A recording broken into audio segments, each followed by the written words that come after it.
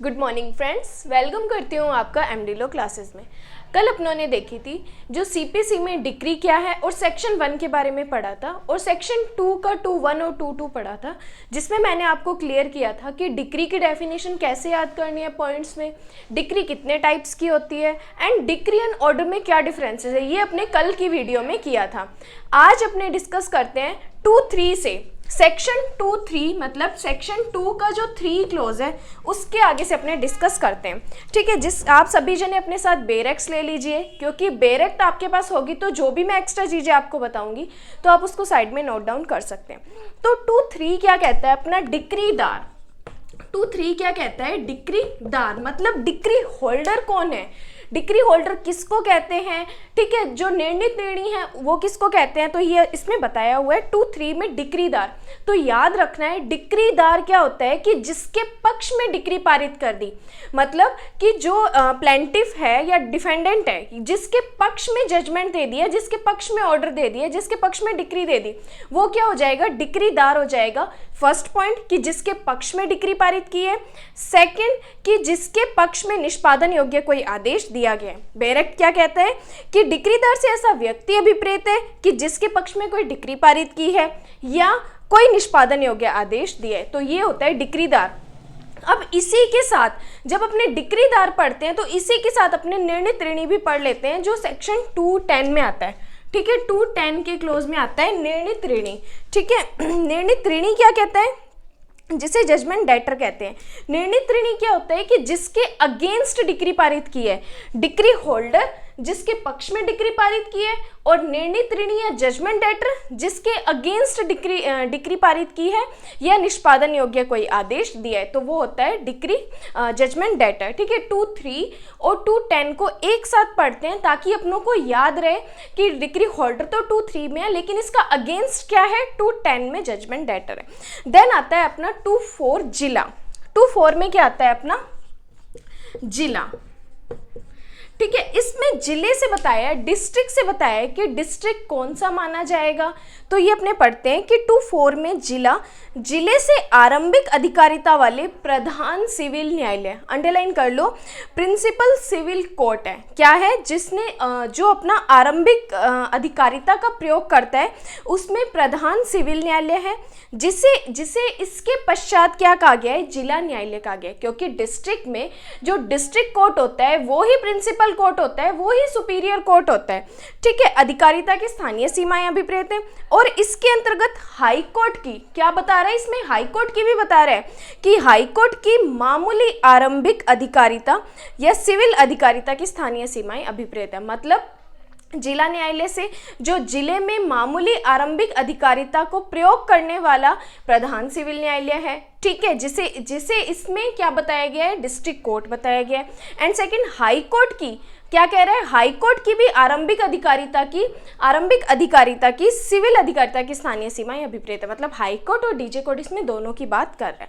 Then आता है 2.5 में क्या कहता है, विदेशी न्यायालय मतलब कौन से फॉरेन कोर्ट्स हैं, विदेशी न्यायालय मतलब किनको फॉरेन कोर्ट्स कहा गया है, तो ये कहते हैं कि फॉरेन कोर्ट्स वे हैं जो कि इंडिया से बाहर एस्टेब्लिश है, मतलब भारत के बाहर स्थापित किया है, नंबर 1। सेकंड नंबर कहता है कि और केंद्रीय सरकार के सेंट्रल गवर्नमेंट के प्राधिकार से न तो स्थापित किए गए हैं और न ही चालू रखे गए हैं। तो सिंपल सा अगर अपने लॉजिक लगाएं कि विदेशी न्यायालय कौन से हैं, नंबर 1 जो भारत के बाहर है, नंबर 2 जिन्हें सेंट्रल गवर्नमेंट ने न तो स्थापित किया है और न ही चालू रखा है। ठीक है, मतलब सेंट्रल गवर्नमेंट का कोई भी कनेक्शन नहीं है, तो वो क्या हो जाएंगे, हमारे विदेशी न्यायालय फॉरेन कोर्ट्स हो जाएंगे। 2.5 में विदेशी न्यायालय। 2.1 में पढ़ा था अपनों ने कोर्ट जिसमें रूल्स आते हैं। 2.2 में पढ़ा था अपनों ने डिक्री। 2.3 में पढ़ा अपनों ने डिक्रीदार। 2.3 के साथ ही अपनों ने 2.10 पढ़ लिया जजमेंट डेटर, जिसे निर्णित ऋणी कहते हैं। 2.4 में अपनों ने पढ़ा जिला, जिसमें अपने डीजे कोर्ट के बारे में बता दिया और हाई कोर्ट की मामूली आरंभिक अधिकारिता बता दी। फिर अपनों ने 5 में पढ़ा विदेशी न्यायालय जो भारत से बाहर है और जिसे सेंट्रल गवर्नमेंट ने न तो स्थापित किया और न ही चालू रखा है। अब पढ़ते हैं 2.6 विदेशी निर्णय क्या कहता है। देखो, सबसे पहले विदेशी न्यायालय आगे याद नहीं रहा, तो उसके बाद में विदेशी न्यायालय ने ही क्या दिए, विदेशी निर्णय। तो विदेशी न्यायालय ने क्या दिए, विदेशी जजमेंट दे दिए, विदेशी निर्णय। विदेशी निर्णय से जो विदेशी न्यायालय ने कोई जजमेंट दिया है वो क्या हो जाएगा, विदेशी निर्णय हो जाएगा। देखो ये मेंस में तो इम्पोर्टेंट नहीं है, लेकिन जब अपने प्रीलिम्स का एग्जाम देते हैं उसमें अपनों से ये नंबरिंग पूछ लेते हैं कि 2.5 में क्या है, 2.6 में क्या है, 2.4 में क्या है। ठीक है, जो मेंस की है जैसे 2.2 डिग्री अपनों ने पढ़ी, ये मेंस की डेफिनेशन है। ठीक है, आगे भी अपने पढ़ेंगे जो मेंस के लिए वो मैं आपको बताती रहूंगी। तो 2.5 में विदेशी न्यायालय, 2.6 में विदेशी निर्णय। विदेशी न्यायालय ने जो निर्णय दिए वो क्या हो जाएंगे, विदेशी निर्णय हो जाएंगे। फिर आता है 2.7। 2.7 में अपने क्या पढ़ते हैं, सरकारी प्लीडर। ये अपनों को प्रैक्टिकली भी पता होना चाहिए कि ये सरकारी प्लीडर क्या होते हैं, प्लीडर क्या होते हैं। ये एक ही नहीं होते, ये अलग अलग होते हैं, तो इनके बारे में अपनों को पता होना चाहिए। 2.7 में सरकारी प्लीडर, सबसे पहले आपको क्या याद रखना है, इसमें प्री का क्वेश्चन आ जाता है कि सरकारी प्लीडर को कौन अपॉइंट करता है, तो आपको याद रखना है स्टेट गवर्नमेंट अपॉइंट करती है। कौन अपॉइंट करता है, स्टेट गवर्नमेंट अपॉइंट करती है।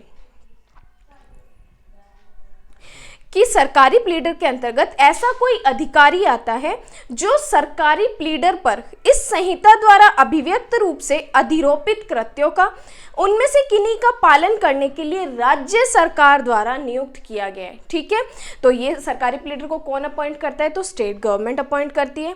और ऐसा कोई प्लीडर भी आता है जो सरकारी प्लीडर के निर्देशों के अधीन कार्य करता है, मतलब सरकारी प्लीडर को तो कौन अपॉइंट करता है, स्टेट गवर्नमेंट अपॉइंट करती है, वो सरकारी प्लीडर हो जाते हैं।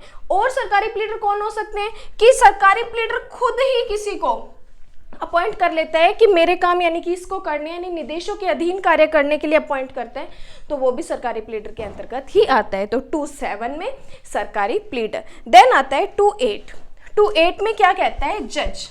2.8 में तो अगर याद ना रहे कि 2.8 में क्या था, तो ऐसे बोल दीजिए 2.8 कितने थे, जज थे, तो 8 कितने हो गए, न्यायाधीश हो गए। तो न्यायाधीश से क्या कहता है कि न्यायाधीश से सिविल न्यायालय का पीठासीन अधिकारी अभिप्रेत है। सिविल कोर्ट्स के जो भी पीठासीन अधिकारी हैं उनको क्या कहेंगे, हम न्यायाधीश कहेंगे। तो 2.8 में पढ़ा अपनों ने न्यायाधीश। फिर आता है 2.9। 2.9 में क्या पढ़ते हैं, अपने निर्णय पढ़ते हैं। पहले अपनों ने 2.2 में पढ़ी डिक्री और 2.9 में पढ़ते हैं अपने निर्णय। निर्णय से न्यायाधीश द्वारा क्या कह रहे हैं, न्यायाधीश अपनों ने ऊपर पढ़ा कि सिविल न्यायालय का कोई पीठासीन अधिकारी अभिप्रेत है, तो निर्णय में कहते हैं कि न्यायाधीश द्वारा डिक्री या आदेश के, क्या अंडरलाइन करना है, डिक्री या आदेश के आधारों का कथन अभिप्रेत है। निर्णय किसको माना जाएगा, जो न्यायाधीश ने या तो डिक्री या आदेश के जो आधारों का कथन बताया है वो क्या माना जाएगा, हमारा निर्णय माना जाएगा, जजमेंट माना जाएगा। ठीक है, 2.10 में अपनों ने पढ़ा निर्णय त्रिणी। ये अपनों ने डिक्रीदार के साथ पढ़ लिया था कि जिसके अगेंस्ट कोई डिक्री पारित की जाती है। ठीक है, जिसके अगेंस्ट कोई डिक्री पारित की जाती है वो निर्णय त्रिणी होते हैं। 2.1 में पढ़ा अपनों ने कोड, 2.2 में पढ़ा अपनों ने डिक्री, 2.3 में पढ़ा अपनों ने डिक्रीदार, 2.4 में पढ़ा अपनों ने जिला, 2.5 में पढ़ा विदेशी न्यायालय, 2.6 में पढ़ा विदेशी निर्णय, 2.7 में पढ़ा सरकारी प्लीडर, 2.8 में पढ़ा जज मतलब न्यायाधीश, 2.9 में पढ़ा अपनों ने निर्णय और 2.10 में पढ़ा अपनों ने निर्णय त्रिणी, जो कि 2.3 के साथ अपनों ने कनेक्ट किया था। देन आता है अपने पास 2.11, वेरी वेरी इंपॉर्टेंट है। 2.10 यहाँ पे पढ़ लिया। 2.11 अपने पढ़ते हैं विधिक प्रतिनिधि। क्या है, विधिक प्रतिनिधि। ये स्टार कर लीजिए, ये मेंस का 2 या 3 नंबर का भी बन सकता है। इसकी डेफिनेशन विधिक प्रतिनिधि, लीगल रिप्रेजेंटेटिव किसको बोलते हैं, तो मैं आपको शॉर्ट्स में 3-4 पॉइंट्स बताऊंगी कि विधिक प्रतिनिधि किसको बोलते हैं, तो अंडरलाइन कर लीजिएगा और की पॉइंट्स भी मैं आपको बताती जाऊंगी। बैरेट ले लीजिए हाथ में कि 2.11 में विधिक प्रतिनिधि से वह व्यक्ति अभिप्रेत है, नंबर 1, जो मृत व्यक्ति की संपदा का विधि की दृष्टि से प्रतिनिधित्व करता है। विधिक प्रतिनिधि कौन है, सबसे पहले याद रखना है जो मृत व्यक्ति की, मतलब क्या यहाँ से क्या चीज क्लियर होगी कि मरे हुए पर्सन की तरफ से कोई व्यक्ति आता है तो वो हमारा क्या हो जाएगा, विधिक प्रतिनिधि हो जाएगा। तो नंबर 1, मृत व्यक्ति की संपदा का विधि की दृष्टि से प्रतिनिधित्व करता है। और नंबर 2, इसके अंतर्गत कोई ऐसा व्यक्ति आता है जो मृतक की संपदा में दखल अंदाजी करता है, मतलब वो पर्सन तो मर गया लेकिन अब उसके प्रॉपर्टी में क्या कर रहा है, दखल अंदाजी कर रहा है कि नहीं ये मरे हुए पर्सन की प्रॉपर्टी नहीं है, ये तो मेरी है। ठीक है, तो नंबर 2 ये हो गया। नंबर 1 जो मृतक व्यक्ति की संपदा का विधि की दृष्टि से प्रतिनिधित्व करता है। नंबर 2 जो मृत व्यक्ति की संपदा में दखल अंदाजी करता है, नंबर 2 हो गया। देन नंबर 3 कहता है कि और जहां कोई पक्षकार प्रतिनिधि रूप में वाद लाता है या जहां किसी पक्षकार पर प्रतिनिधि रूप में वाद लाया जाता है, मतलब लीगल रिप्रेजेंटेटिव कौन होता है, या तो सूट लाता है या जिसके अगेंस्ट सूट लाया जाता है। ठीक है, दोनों चीजें याद रखनी है कि लीगल रिप्रेजेंटेटिव कौन हो सकते हैं कि जो या तो सूट ला रहा है या जिसके अगेंस्ट सूट लाया जा रहा है, वो क्या होगा, लीगल रिप्रेजेंटेटिव होगा। नंबर 3 हो गए।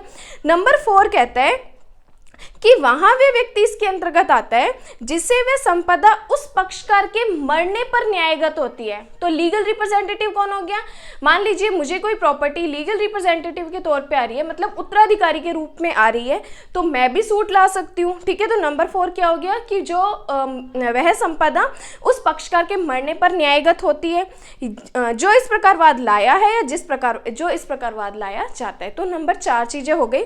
तो नंबर 1 में अंडरलाइन कर लीजिए जो मृत व्यक्ति की संपदा का विधि की दृष्टि से प्रतिनिधित्व करता है। नंबर 2 जो मृतक की संपदा में दखल अंदाजी करता है। ठीक है, नंबर 2। नंबर 3 जो या तो वाद ला रहा है या जिसके अगेंस्ट वाद लाया जाता है, वो भी आ गया। और नंबर 4 क्या होता है कि जिसको मृत व्यक्ति के मतलब मरने पर वो संपत्ति क्या होती है, न्यायगत हो जाती है, तो वो नंबर 4। तो ये 4 की पॉइंट्स है विधिक प्रतिनिधि की डेफिनेशन के। तो चारों की पॉइंट इंपॉर्टेंट है, मैं अंडरलाइन करवा देती हूँ। नंबरिंग तो मैंने आपको बता दी, लेकिन की पॉइंट्स कैसे। नंबर 1 जो मृत व्यक्ति की संपदा का विधि की दृष्टि से प्रतिनिधित्व करता है। नंबर 2 जो मृत व्यक्ति की संपदा में दखल अंदाजी करता है। नंबर 3 जो वाद ला रहा है या जिसके अगेंस्ट वाद लाया जा रहा है। और नंबर 4 जो वह संपदा उस पक्षकार के मरने पर न्यायगत होती है। तो वो क्या हो जाएंगी, सारे लीगल रिप्रेजेंटेटिव हो जाएंगे। और याद क्या रखना है, लीगल रिप्रेजेंटेटिव हमेशा मृत व्यक्ति की तरफ से आ रहा है, मतलब पर्सन मर गया, अब उसके तरफ से जो पर्सन आ रहा है वो लीगल रिप्रेजेंटेटिव काउंट होगा। ठीक है, तो ये था लीगल रिप्रेजेंटेटिव। देन कल अपने पढ़ेंगे 212 से। 212 भी इंपॉर्टेंट है जो अंतकालीन लाभ के बारे में बताता है, मेजने प्रॉफिट जिसको बोलते हैं या कोई से मीन्स प्रॉफिट भी बोलते हैं, तो इसके बारे में मैं आपको कल बताऊंगी। ठीक है, तो आप ये रेगुलर क्लासेस ज्वाइन कीजिए और अपने फ्रेंड्स के साथ भी इसको शेयर कीजिए। अगर आपको मेरी क्लासेस हेल्पफुल लगी हैं तो मेरे चैनल को सब्सक्राइब कर दीजिए और मेरी वीडियो को लाइक कर दीजिए। Thank you so much.